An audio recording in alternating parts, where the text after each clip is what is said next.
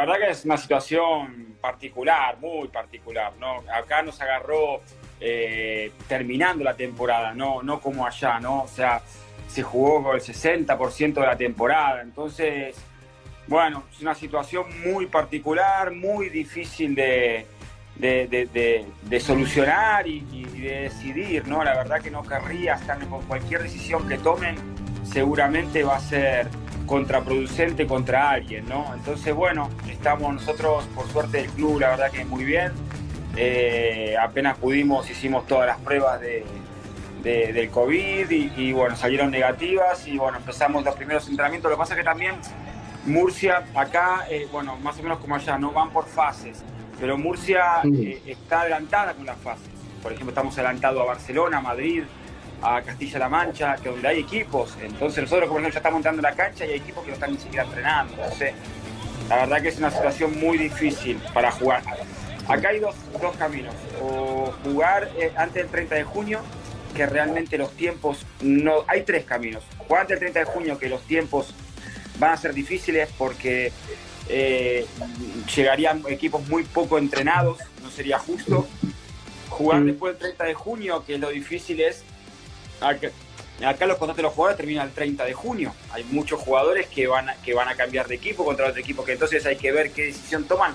O sea, a partir del 1 de julio el contrato y el sueldo se los pagan sus rivales. Entonces también es una situación complicada donde entra la asociación de jugadores, donde entra un montón de gente. Y ahora también se está comentando de una posibilidad de que se jueguen los playoffs en agosto. O sea, antes de que empiece la temporada del año que viene, que esa me parece para mí la más ridícula. La verdad que me parecería una locura que con equipos del año que viene vos en 2 partidos juegues te ganes el acceso a la Champions y en 3 partidos te ganes una liga. La verdad que me parece una locura. Pero bueno, la verdad que es una situación muy complicada que bueno, hay que esperar a ver qué decisión toman y bueno, a partir de ahí sacaremos conclusiones. ¿Y cuál es la inquietud del jugador? Además vos dejaste de jugar hace muy poquito, pero ¿qué te transmite el jugador? ¿Qué cuestiones te pregunta? Me imagino que la incertidumbre debe ser el peor enemigo, además. Sí, aparte nosotros también tenemos la Final Four de Champions. Nosotros hacía 10 años que el Pozo no jugaba la Champions. Claro. No sé cuántos años hacía que no se metía en la final de Champions. Y para nosotros eso era un sueño. Entonces, claro, te preguntan por la campeonato, también te preguntan por Europa. Y la verdad que tampoco tenemos respuesta. Sí, yo tengo un equipo muy joven, te preguntan. Los entrenamientos son muy particulares porque nosotros recién ahora podemos entrenar de a uno. Entonces nosotros por suerte tenemos un estadio espectacular, que vos tenés dentro del estadio, tipo como la cancha de River, ¿no? Tenés otro estadio, tenés otra cancha, tipo de futsal, básquet al lado, tenés el gimnasio que es gigante, tenemos sala de fitness, entonces más o menos podemos repartir, pero tenés que entrenar de a uno, a la cancha te entra uno, entonces tenés que hacer situaciones donde ellos no se pueden pasar la pelota entre ellos. La verdad que son muy particulares, los entrenamientos parecen entrenamientos de chicos que empiezan a jugar de 7, 8 años, cambiando cono, haciéndote rebotar las pelotas en particular. ¿Te ha pasado de algún jugador de ver que ha perdido cierta dinámica en el juego? Es una preocupación eso, me imagino también, más allá de lo muscular. Sí, son cómicos, o sea, sabés los jugadores que patean con el arco vacío porque no pueden arquero y la tiran 6 metros afuera o se tropiezan con la pelota. Yo le pongo son tipo plástico, tipo gomas que no son ni siquiera conitos y se les escapa la pelota, sí, a ver, sinceramente si volvemos a jugar va a ser todo o sea, no te digo gracioso por la presión que va a haber y por lo que hay en juego, pero sinceramente va a ser volver a jugar en estas condiciones va a ser una lotería total. Te das cuenta los jugadores la falta de timing que tienen y bueno, recién podías empezar a entrenar en grupo dentro de 2 semanas, en grupos reducidos, así que bueno, va a ser difícil recuperarlo en poco tiempo. Falcao es nuestra referencia, es un jugador que marcó la historia y que la sigue marcando, entonces claramente mientras él siga ligado al deporte para nosotros es muy importante. Tengo buena relación con él personal y bueno, me alegra mucho de que siga insistiendo y bueno, con Ronaldo, que vamos a decir, ¿no? A ver, a mí me pone muy contento no me gustaría que nos desenfoque, ¿no? Que nos enfoquemos en algo que no depende de nosotros. O sea, nosotros nos podemos sentir una referencia hacia el fútbol, claramente lo es, ¿no? En Argentina sobre todo y en Brasil ni que hablar, y al fin y al cabo son los dos mercados mundiales del fútbol, ¿no? Donde el 70-80% de los jugadores aprenden jugando a futsal, pero tampoco depende de nosotros. Nosotros no podemos esperar que nos rescate o que nos haga crecer un deporte. Nosotros tenemos que crecer por nosotros mismos, hacernos fuertes de nosotros mismos. Creo que es un deporte muy vendible, que tiene muy pocos años de antigüedad y que creció muchísimo en el último tiempo, y que si encima el fútbol nos abre también una puerta para poder seguir mejorando, muchísimo más. Pero no tenemos que ir ligados de la mano a ellos, porque si no tendríamos siempre un techo y dependeríamos de otras personas para poder seguir creciendo. Entonces, me parece muy bien, me alegra muchísimo que dos referencias mundiales insistan en nuestro deporte. Creo firmemente que lo que dicen es verdad. Tengo mis motivos por qué, pero no nos tenemos que enfocar solo en el fútbol. Claramente Falcao se enfoca ahora en una marca, pero bueno, él desde un lugar. Pero creo que otras personas, dirigentes, entrenadores, se tienen que enfocar también en otras cosas. A ver, y con esto me gustaría también extender un poco el concepto porque me resulta muy interesante. Ayer hablaba JP, Juan Pivila, con Mariano, su hermano, entrenador de futsal femenino en Banfield, y con Emma Santoro, acerca de esto del Babi, cuando salís del Babi te vas al fútbol 11. Digamos, vos lo que estás sugiriendo es no depender de una referencia del fútbol 11, ¿no?, para vender la marca futsal, sino que es una marca que ya por el propio peso de su historia, la que está teniendo en estos últimos años, puede ser no solo redituable, no solo para seguir profesionalizándolo al deporte, sino también con una muestra de destreza y de juego muy interesante. Es eso a donde apuntás, ¿no? Sí, mirá, el Babi, a veces lo comentaron, me acuerdo quién me lo comentaba la otra vez, como que querían sacar el Babi para que sea todo futsal. Para nada, para mí el Babi, yo me crié jugando al Babi y creo que al fin y al cabo lo que nosotros le tenemos que dar al Babi es una posibilidad más a esos chicos de ser profesionales. Porque vos antes salías del Babi para jugar al fútbol. Y hoy por hoy tenés una posibilidad más, que cada vez crece más, que el chico que se haga el jugador del Babi se pueda dedicar profesionalmente a este deporte. Y creo que hoy se lo estamos dando, sin ningún tipo de duda. Ahora, se lo podemos dar más y se lo podemos dar mejor. ¿Me entendés? Entonces, uno tiene que jugar al Babi. No te digo obligatoriamente, no, claramente es un deseo personal y se tiene que apasionar. Y nosotros lo que tenemos que darle al Babi es una posibilidad más, o a la persona en sí que se dedica a este deporte o al mismo fútbol, es una posibilidad más de ser profesional.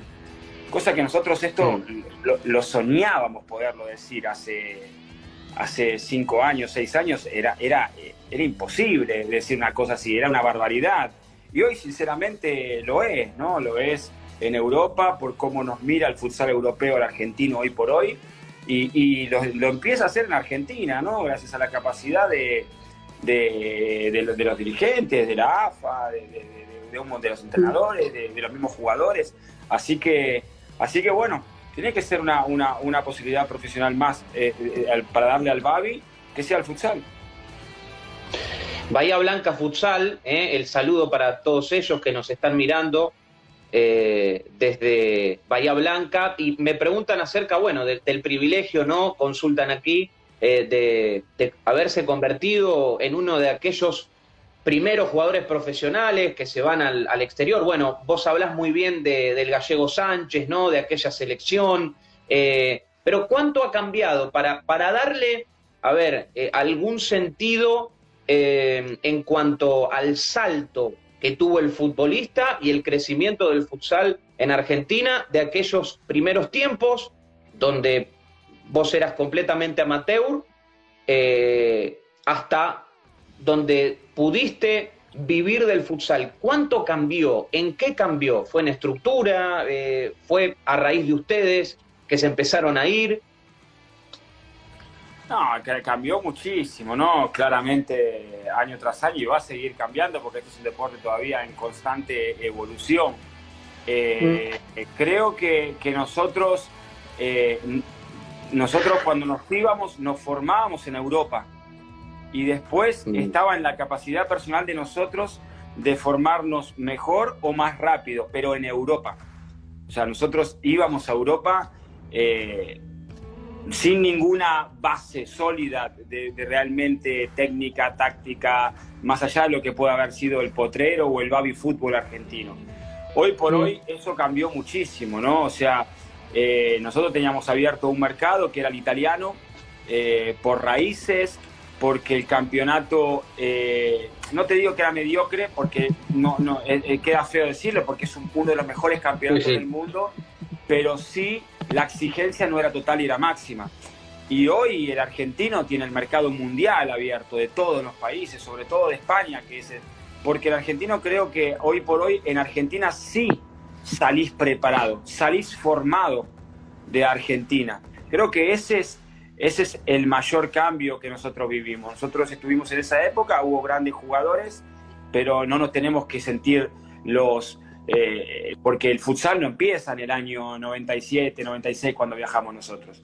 El futsal empieza en el año 80 y pico, con un montón de jugadores, un montón de entrenadores, con un montón de clubes de fútbol que invertían en el deporte.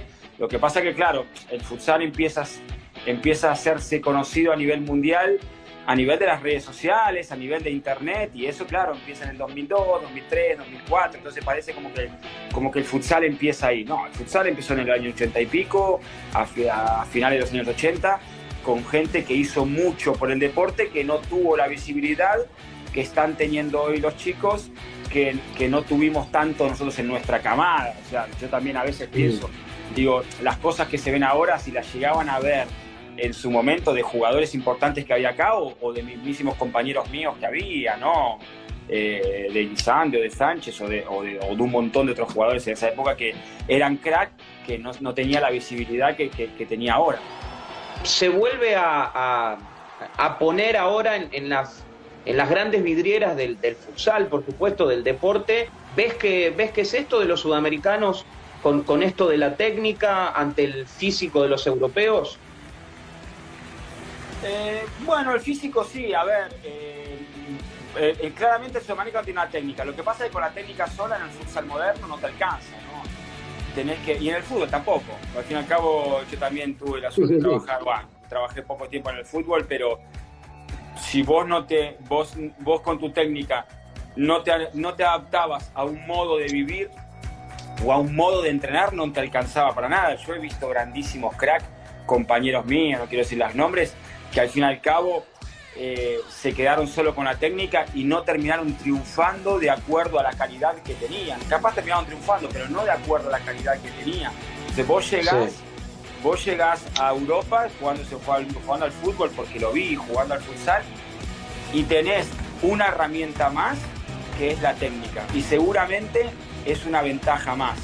Pero a partir de ahí la tenés que adaptar a un montón de cosas, a la ideología también, a la mentalidad. Yo creo que el jugador argentino es muy querido en el mundo, para mí no por la técnica, para mí por la capacidad de adaptarse a un rol colectivo. El jugador argentino viene a España y come la comida española y a veces se le escapa el tío o el joder, ¿entendés? Te escucha la música española, se adapta a un funcionamiento colectivo, que eso a los dirigentes y a los entrenadores les gusta. Vos, el jugador brasileño o a veces otros jugadores de otros tipos de jugadores, el volcánico, vienen acá y siguen comiendo sus comidas, siguen escuchando su música, siguen hablando su idioma, siguen teniendo esa misma cultura, no se adaptan a la otra cultura. Creo que la gran ventaja del argentino es esa, ¿no? En ser un jugador total.